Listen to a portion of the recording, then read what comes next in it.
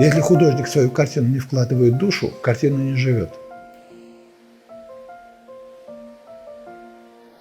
Я думаю, что тот, кто сотворил этот мир, он вложил в него полностью свою душу. Этот мир и есть он. И он раздвигается, он не стоит на месте. Он постоянно изменяется, виду изменяется. Эволюция постоянная.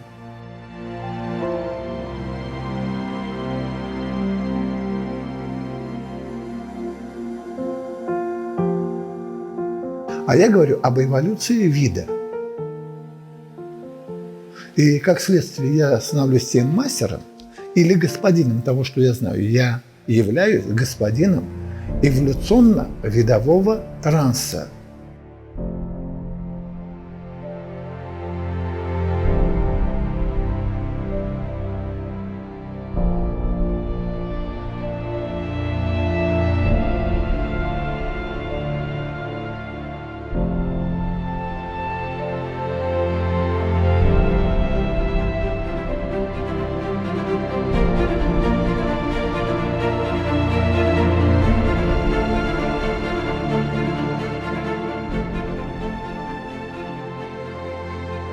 Надо раскрыть понятие мастер, организовать пространство.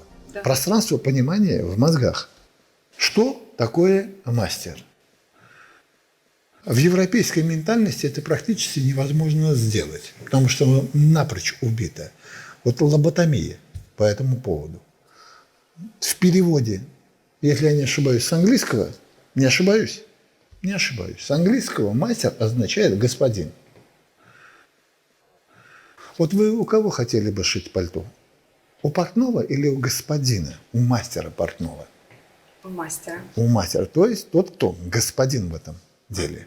То есть вы хотите одежду шить там, где мастер, то есть господин своего дела. Господин своего дела. Я господин своего дела. Просто портных по эволюции больше не существует, по видовой эволюции. Таким образом, надо понять простую вещь, что мастер в нашей европейской ментальности, чтобы можно было сравнить с восточным пониманием, что означает мастер и что он для них является. Это или святой, или пророк. То есть это святой мастер, он не портной, он святой мастер. Святой в смысле он в каком-то отделе, в каком-то разделе религиозно-мистическом является для них мастером. Там же учений много и путей много, многобожие. А у нас получается так, или пророк, мастер, господин. То есть, если он передает от кого-то послание, и послание идет через него, значит, он мастер, который может общаться с тем, кто посылает такое послание. И люди в это послание верят. Доказательств никаких, но они верят. Таким образом, мастер говорит на языке не совсем понятном человеку. То есть он находится мастер, то, что я подразумеваю под словом мастер, он находится в том пространстве, где находится пространство доверия или пространство веры. Религия пользуется мистицизмом, пользуется таинством. Люди не понимают, что происходит. Там ходят, читают молитвы, переодеваются, с них снимают верхние одежды, потом еще как-то переодевают в закрытом виде, проходят разные пространства, что-то куда-то льют, какие-то ритуалы, да. И вот это это пространство в религии, это мистическое пространство, которым они знают. Вопрос. Вот то ритуальное действие, которое они там совершают, это мистическое таинство, то есть тайна, сокрытая от обычных людей. И что происходит с обычными людьми, пока идут песнопения, горят свечи, и идет специфическое и медлительное движение. Там никто не суетится. Что происходит с людьми? Они все впадают в религиозный транс. Там медитацией никто не занимается, там никто не размышляет. Для веры не существует, вот сейчас сядем и будем размышлять. Верят, потому что верят. И никаких объяснений.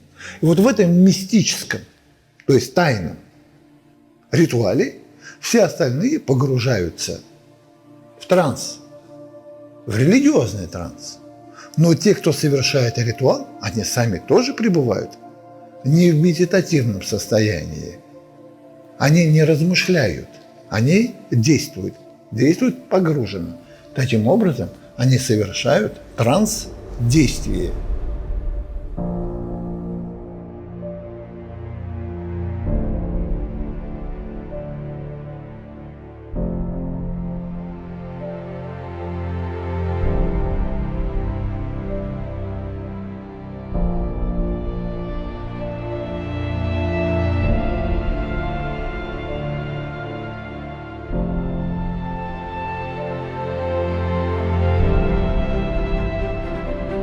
Я объясню, что такое мастер, так как я понимаю.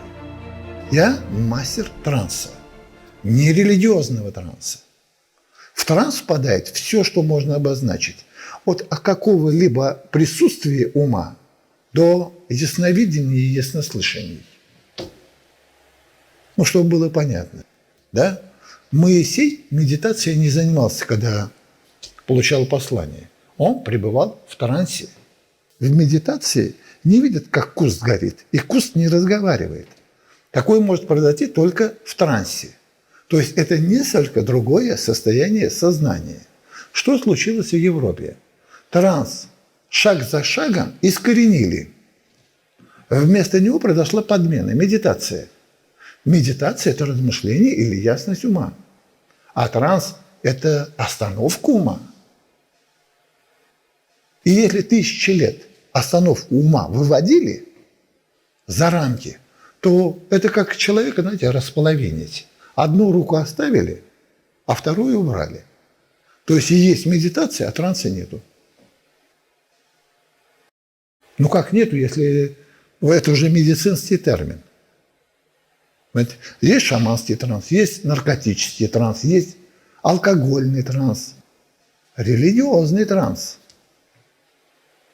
А как понятие транс, как обучение, как метод, как школа, он отсутствует. Его просто искоренили. Причина.